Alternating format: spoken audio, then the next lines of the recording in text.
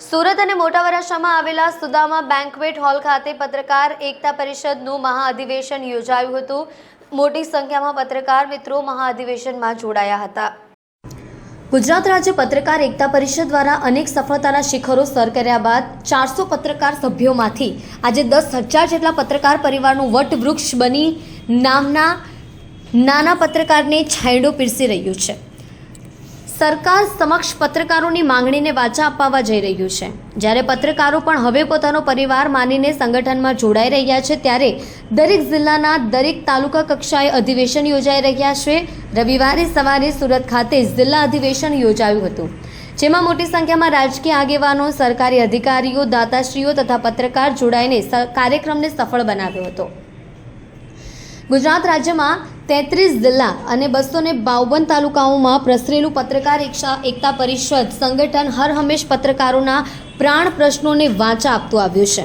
ત્યારે સુરત ખાતે આવેલા કૃષ્ણ સુદામા બેન્ક્વેટ હોલની અંદર મોટા વરાછા ખાતે આ અધિવેશન મળ્યું હતું, જેમાં સૌપ્રથમ રાષ્ટ્રગાન કરીને મહાનુભાવોના હસ્તે દીપ પ્રાગટ્ય કરી કાર્યક્રમને ખુલ્લો મૂકવામાં આવ્યો હતો। ત્યારબાદ ઉપસ્થિત મહાનુભાવોનું સન્માન કરાયું હતું અને પ્રદેશ ઉપપ્રમુખ વસંતભાઈ અને પ્રદેશ આઈટી સેલના નીતિન ઘેલાણીએ હાજરી આપી પત્રકારોને પ્રાસંગિક ઉદ્બોધન કર્યું હતું। પ્રદેશ અધ્યક્ષ મનોજભાઈ સોનીએ જણાવ્યું હતું કે આજે પ્રદેશ અધ્યક્ષ લાલુભાઈ કાતરોડિયા બધા પત્રકારોને એક કરવા નીકળ્યા છે, તે બદલ તેમનો ખૂબ ખૂબ આભાર વ્યક્ત કર્યો હતો। સુરતના ડોક્ટર મેઘજીભાઈએ જણાવ્યું હતું કે આજના માહોલ પરથી ચોક્કસ લાગે છે કે તમારું સંગઠન 100% ગિનીસ બુક ઓફ વર્લ્ડમાં સ્થાન મળશે। હું વ્યવસાય ડોક્ટર હોવાથી મારા લાયક જે કંઈ પણ જરૂર હોય તે જણાવવા આહવાન કર્યું હતું। ત્યારે કાર્યક્રમના ભોજનદાતા પરમ પૂજ્ય સદગુરુ દેવ માડીનું પણ સન્માન કરાયું હતું।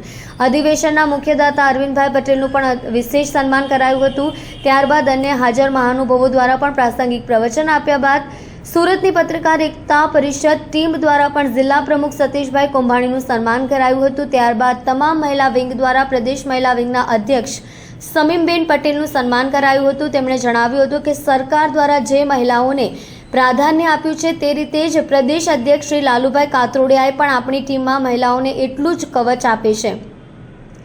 ત્યારબાદ પ્રદેશ અધ્યક્ષના હસ્તે નિમણૂક પત્ર એનાયત કરવામાં આવ્યા હતા।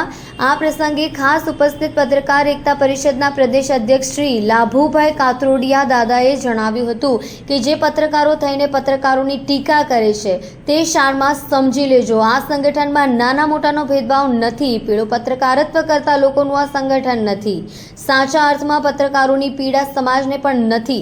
પત્રકાર સ્વમાની અને તેને પ્રામાણિક રાખવાની જવાબદારી સૌની છે। આ સંગઠનના પત્રકારો પત્રકારત્વની સાથે સાથે સેવાઓ પણ કરે છે। સૌથી ખરાબ પરિસ્થિતિ પત્રકારોની ગુજરાતમાં છે, ત્યારે હવે ટૂંક સમયમાં જ આ પ્રશ્નો ઉકેલાઈ જશે અને ત્યારે યોજાયેલ કાર્યક્રમમાં પ્રદેશ અધ્યક્ષ શ્રી લાભુભાઈ કાતરોડિયા દાદા, મહિલા અધ્યક્ષ શ્રી સમીમબેન પટેલ તથા પ્રદેશ હોદ્દેદારો, જિલ્લા તાલુકાના હોદ્દેદારો અને રાજકીય આગેવાનો તેમજ સરકારી અધિકારીઓ, દાતાશ્રીઓ હાજર રહ્યા હતા। તેમજ સુરત જિલ્લા પત્રકાર એકતા પરિષદની ટીમ દ્વારા કાર્યક્રમને સફળ બનાવ્યો હતો।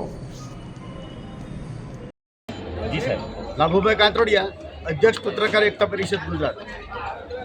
આજે સુરત જિલ્લાનું બીજું અધિવેશન અને ગુજરાતમાં 31મું અધિવેશન આજ સુરતના સુદામા ચોકની બાજુમાં હોલમાં યોજાયું છે।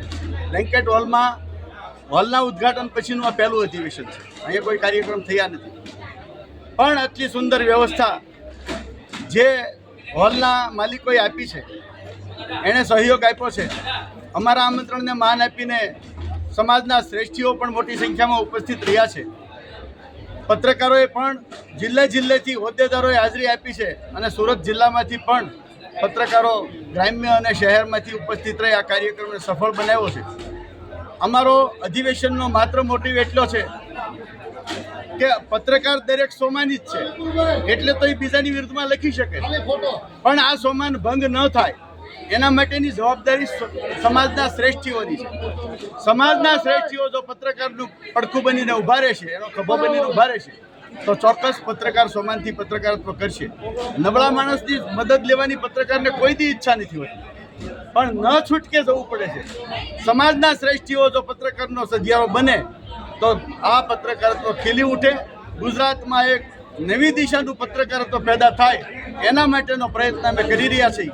એટલે આજના કાર્યક્રમમાં જેમણે સહયોગ આપ્યો છે તમામનો આભાર વ્યક્ત કરું છું. સાહેબ